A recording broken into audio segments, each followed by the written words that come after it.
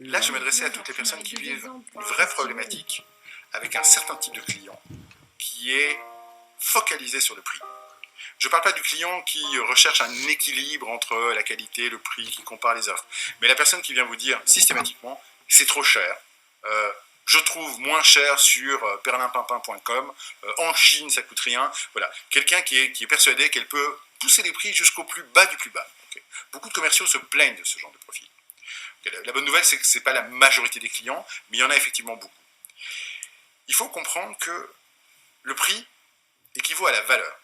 Okay. Et que donc ces personnes qui attaquent le prix bien en tête, en fait, n'attaquent pas vraiment le prix. Elles attaquent la valeur des choses. Et si on diminue le prix, on diminue aussi la valeur. Okay. Donc, le fait de rentrer dans ce système de discount en permanence va provoquer de l'insatisfaction de part et d'autre. Vous rentrez chez moi, vous pensez que ce stylo ne vaut rien, okay, vous me dites ça vaut rien, je vous fais moins 20%, vous sortez avec le stylo en étant convaincu qu'il ne vaut rien. Et en plus, moi, en vous l'ayant vendu moins cher, je mets une pression constante sur tout mon outil de production. J'oblige mes ouvriers à travailler moins cher, j'oblige mes opérations à travailler moins cher, j'oblige mes outils à coûter moins cher, et en fin de compte, je délocalise ou j'achète du matériel de moins bonne qualité. Ce que je fais avec ce type de client, je choisis. Soit je ne les fais pas, parce que je ne suis pas une entreprise low cost, et que ma vocation n'est pas à détruire la valeur de ce que je fais, mais à la construire. Donc je dis, si vous voulez acheter moins cher, il y a des maisons pour ça, vous pouvez aller sur Internet, vous trouverez. Ou alors, je pars d'un autre principe et j'essaie de lui réapprendre ce que c'est que de la valeur. Et pour ceci, je fais juste un petit dessin. Je lui dis, ok, cher client, le prix, j'ai compris. Vous êtes obsédé par le prix. Ok, je comprends, ça peut arriver. Mais je ne suis pas une étiqueteuse. Mon métier n'est pas de produire du prix en permanence. Ce que je produis, c'est un certain rapport qui existe entre un prix, la qualité de ce que je vais vous vendre, et les services que derrière mon entreprise va vous apporter. Donc ce que je vends se situe quelque part là-dedans. Oui, j'entends le prix, on va en parler. Mais si on était dans un monde idéal et sans contrainte, si j'étais le Père Noël, si vous étiez un bisounours, eh bien je voudrais vous vendre le prix le plus bas, avec la qualité extraordinaire et un service irréprochable 24 heures sur 24. Mais vous n'êtes pas un bisounours et vous ne croyez plus au Père Noël. Et vous savez très bien que je ne peux pas vous offrir les trois. Alors, la bonne nouvelle, c'est que si je ne peux pas vous offrir les trois, je peux au moins vous en offrir 2 sur 3. Et on peut envisager ensemble lequel vous pouvez acheter. Imaginons, vous voulez une excellente qualité avec un tout petit prix, je peux vous l'offrir. Deutsche Qualität. Okay, on va avoir des trucs solides fabriqués près de chez nous, qualitativement, quelque chose qui est lourd, qui peut tomber de haut, qui se casse difficilement et qui est incroyablement résistant. Génial. Mais vous ne m'appelez pas. Mes bureaux sont ouverts le jeudi de 11h à 11h37. Quelqu'un vous répond de temps en temps au téléphone et on ne livre pas, on ne répare pas, on ne se déplace pas, on ne vous répond pas par mail et de temps en temps, quand il y a un contentieux, une fois par mois, on tire au sort la personne qu'on va essayer de satisfaire. Pourquoi ? Et parce que je n'ai pas assez d'argent pour financer un bon service, puisque vous me demandez déjà la meilleure qualité de produit. Comment voulez-vous que j'y arrive ? Je ne peux pas vivre. Alors si un bon service vous intéresse, je peux vous offrir un excellent service à un tout petit prix. Ça, c'est possible. 24 heures sur 24, 7 jours sur 7, on vous livre, on vous dépanne, on répare, on vous écoute. Nos livreurs sont beaux, ils sont musclés, et les personnes que vous avez au téléphone vont avoir une voix charmante et suave, et elles peuvent vous écouter pleurer pendant des heures et des heures.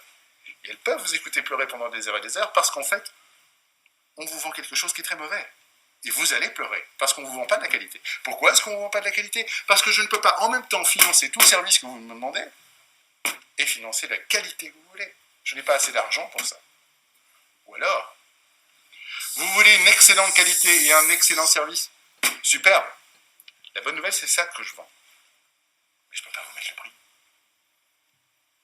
Et ça s'appelle redonner valeur à son produit, valeur à son offre. Un commercial est là pour valoriser les produits qu'il vend, pas pour en détruire la valeur. Toucher au prix, c'est toucher à la valeur perçue de vos produits et de vos services.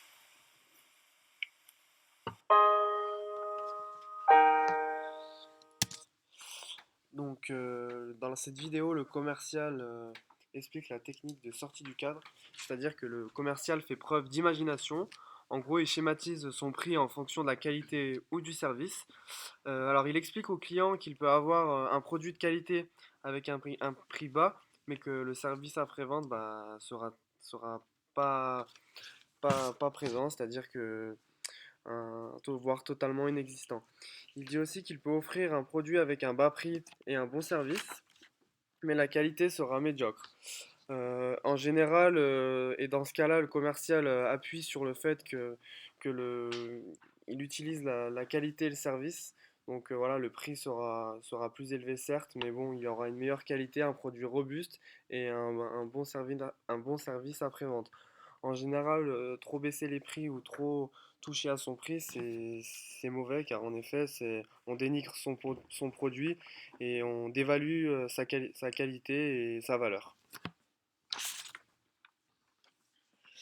Dans cette vidéo, 3 techniques de présentation de prix n'ont pas été évoquées. Tout d'abord, la technique du sandwich. Présenter une ou plusieurs caractéristiques du produit, donner le prix sans hésitation et présenter les avantages adaptés aux besoins du client. Ensuite, la technique de minimiser. C'est une technique qui consiste à ramener la dépense de l'achat aux dépenses quotidiennes. Mettons 240 € par mois égale 8 € par jour. Et enfin, la technique de la dépouille. C'est réduire le montant de l'offre en dépouillant du superflu et ne lui vendre que ce dont il a besoin en tenant compte de l'équation rapport qualité divisé par prix égale besoin. Avec ces 3 techniques, une demande de remise peut être contrée en utilisant le silence, en argumentant sur les points importants pour l'interlocuteur ou encore en utilisant une conclusion conditionnelle.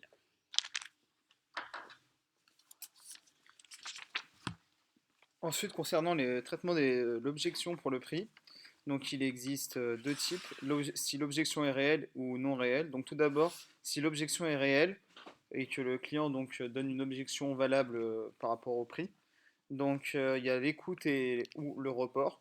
Donc tout d'abord, on écoute l'objection et on la transforme en question pour comprendre pourquoi. Après compréhension du pourquoi, on peut la reformuler et l'isoler. Par exemple, on isole l'objection et on demande s'il y a autre chose à part cette objection qui fait que le client n'accepte pas le prix. Ensuite, on annonce et on répète le prix d'une voix ferme, si besoin, et on répond sur la manière de résoudre l'inquiétude du client, sur la réserve du client ou du prospect. Et ensuite, nous allons voir si l'objection de prix est dite non réelle, dont le seul but est d'exercer une pression sur le vendeur pour faire baisser le prix comme moyen de négociation. Donc vous pouvez soit dans un premier temps, après avoir essayé une méthode de traitement des objections, et que vous sentez que l'interlocuteur est là pour faire un maximum de pression sur le prix, vous allez exprimer ou non, en fonction de votre interlocuteur, la réalité de l'objection et aller tenter de rentrer dans une négociation pour trouver une solution. Ou encore, vous pouvez directement rentrer dans le vif du sujet en lui demandant ce qu'il voulait acheter. Par exemple, achetez-vous un prix, une gratuité ou vraiment de la qualité. Au niveau de la technique de négociation, donc les 5 règles d'or, seule une exigence élevée te permettra d'atteindre un résultat final favorable. Donc, il veut dire lister les points à négocier, accord désaccord, et vérifier que le client peut et souhaite acheter. Face à une demande de concession, tu répondras d'abord par des arguments. Donc, argumenter sur ce qu'il gagne avec les avantages que vous lui apportez et réfuter, malheureusement, nous ne pouvons pas vous accorder, nous vous avons consenti le maximum. Donc 3, tu n'accorderas une concession que moyennant une contrepartie.